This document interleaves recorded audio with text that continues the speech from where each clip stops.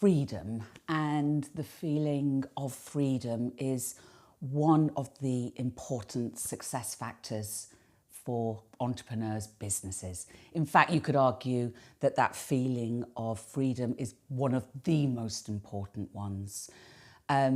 It's why we set out to do it in the first place in many cases. The freedom to have the impact that we wanted, the freedom to take something we were passionate about and make the world better because of it.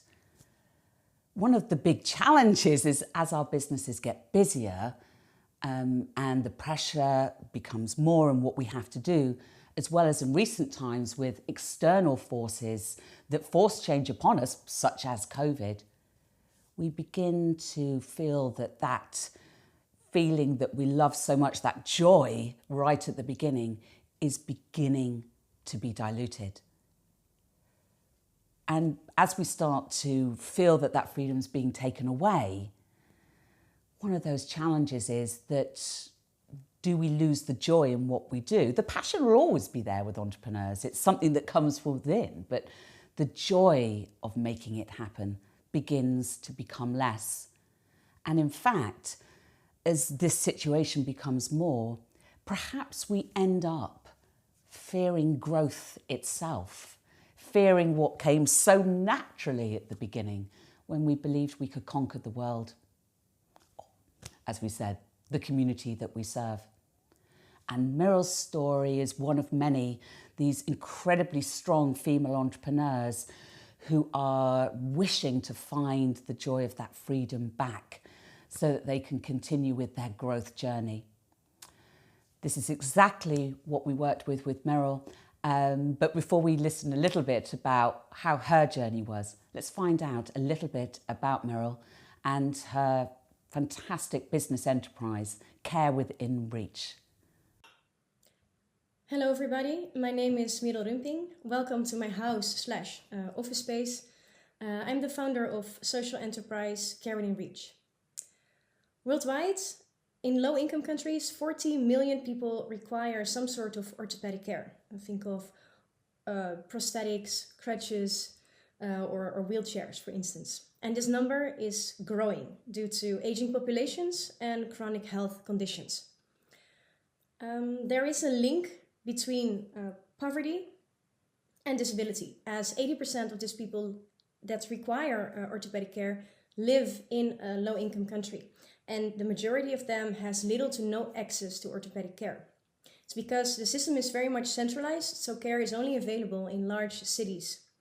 The World Health Organization states, do something people, we really need to increase the scale up, the disability services, especially in low-income countries, and especially in rehabilitation services. So that's what we're doing at Care Within Reach. We increase access to orthopedic care, contributing to a world that works for all. And we do that by creating orthopedic clinics, and especially in secondary cities, so that we bring orthopedic care right in the backyard of those who need it most. We recently opened our first clinic in Tunja, Colombia, and we plan to open 15 clinics more in the coming 5 years. So a challenge for me is not letting the little things define my agenda, such as calls or emails, and always remind myself when I'm too much focused on all these tiny things that we're working on, is what is our bigger vision, what is our purpose? And I think that's also what Wyseminds has really challenged me on, to always remind the bigger purpose and checking whether our values are aligned with that.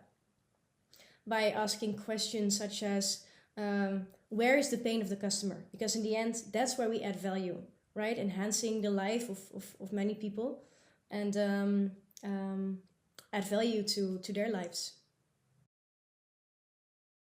What stopped us from growing from a process point of view is the lack of standardization and formalization of our procedures. So when we started to work with Wyseminds, there were 20 protocols in place, but then there's also the implementation of the protocols. Who is in the end responsible for what?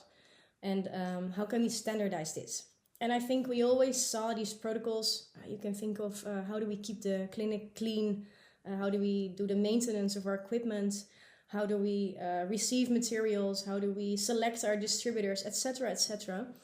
We really saw these protocols as something we had to comply to simply because it was a standard of the Ministry of Health and the resolution 2968 in Colombia.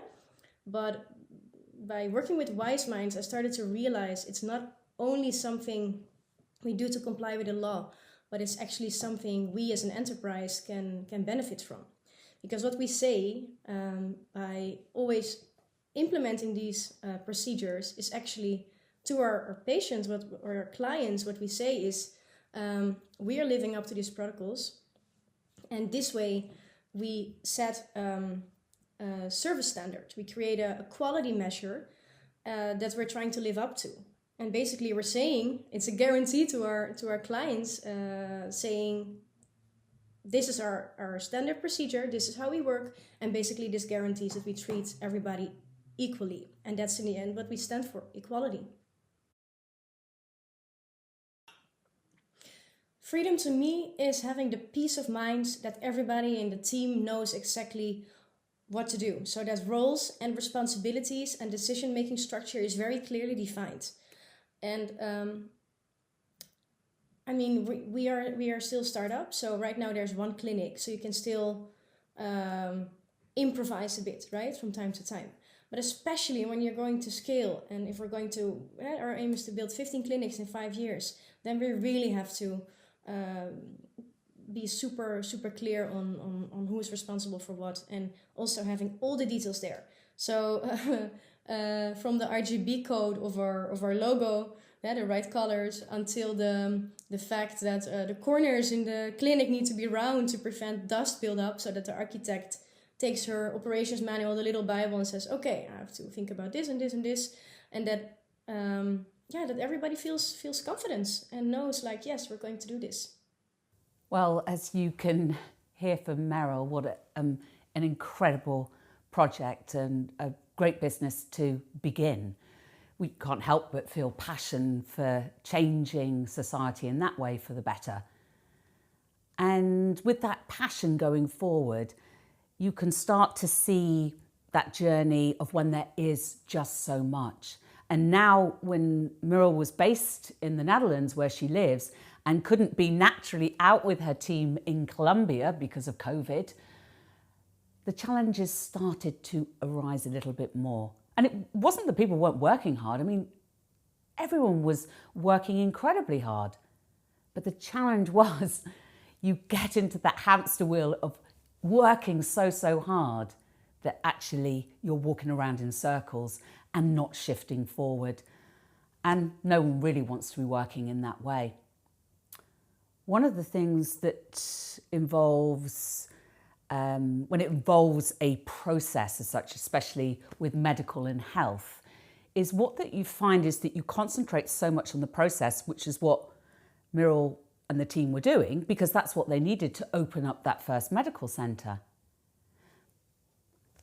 There were guidelines, there were licenses, so a lot of the concentration was on the process itself. Now, in life, nobody really builds a relationship or a higher level of input based on a process.